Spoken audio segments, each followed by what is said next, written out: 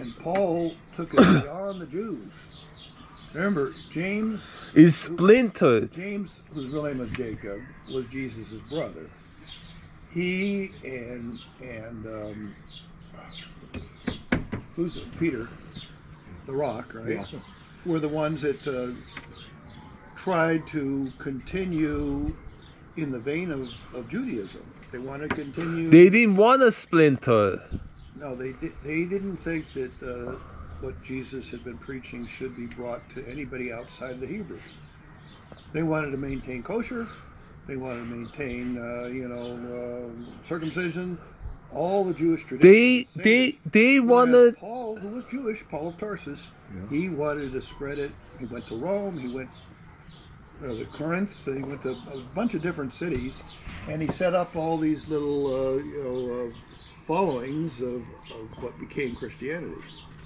So really, Paul that made it into a more universal type of religion.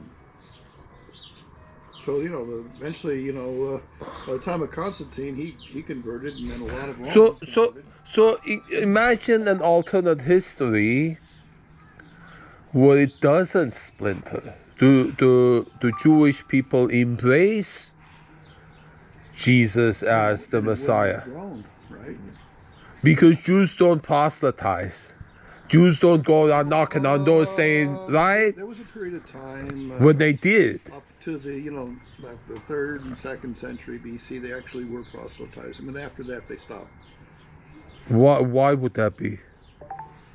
I don't know. Because that is what distincts Jew from Christian. Jews don't go around. Well, I mean, as well as the Catholic Church, right? No, Catholics said, hey.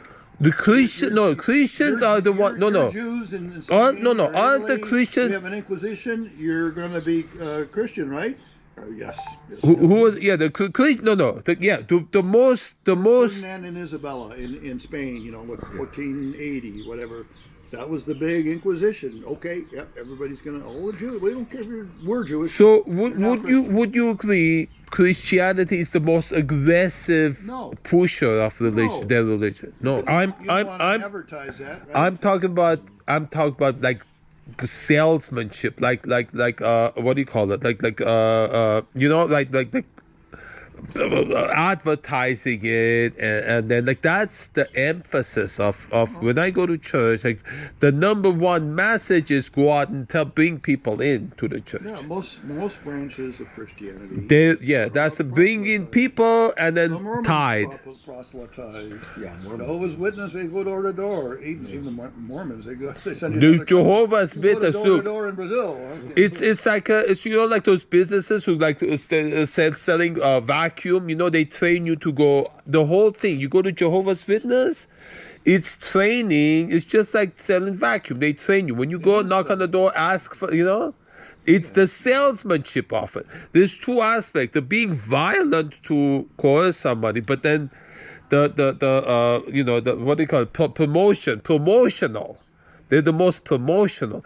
Bible is the most popular book in the world, right? You say Christianity? I won't say read passages. No, the most printed. Very few people will read it cover to cover. No, is it not the most printed book? Most. That's true. Yeah. And then Christianity, the most population believing Christian, is Islam more than. I would say Christianity is probably slightly more, but Islam is. The neck and and then also second Islam. And then so that thing we imagine. Zoroastrian is way down there. What is Zoroaster?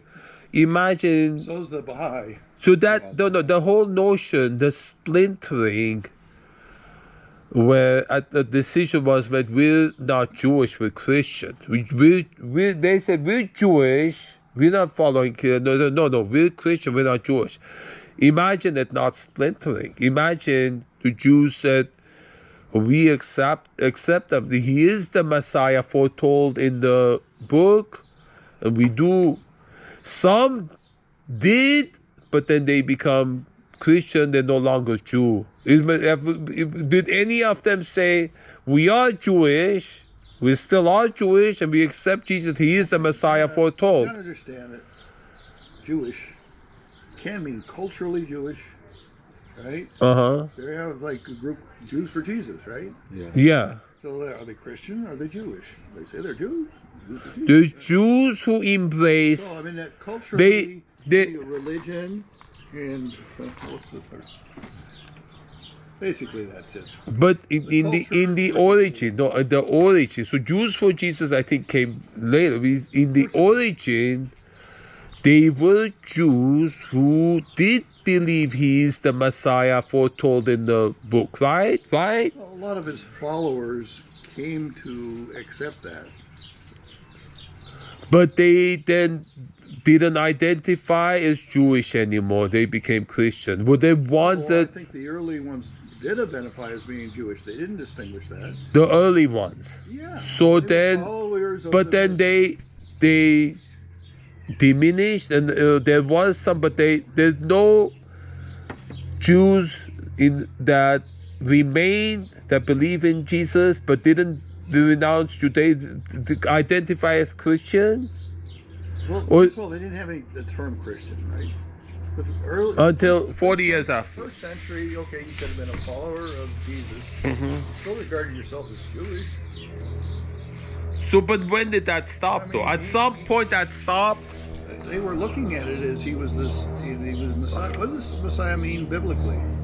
It's foretold in the book. It says he's not for humanity. He's not the biblical Messiah is for the Jews, right? Yeah. Now, Christianity believes that he came to save all of humanity. He's coming so again. That's what distinguishes it. But to this point, I don't know why. I have to... The Jews that were believing he is the Messiah foretold in the book, they were, as there was a population, and then they at some point they diminished, they became Christian, or if there was some lineage that remained. Part of them broke off and they became the Copts. The Copts in Egypt. Oh, yeah, Coptic. Coptic, the Coptic church is Coptic church. the Coptic church. The Copts were generally speaking Hebrews that converted or adopted this belief that Jesus is the Messiah. Yeah. Oh, and then they still exist. They were there and they still exist. Oh yeah. Yeah, that's what I wanted. There's a lot of Coptic Christians. So the Jews that embrace Jesus as those are Coptic Jews, huh? I didn't. Those are. What do you mean some of them? Well, I mean, what are the other ones?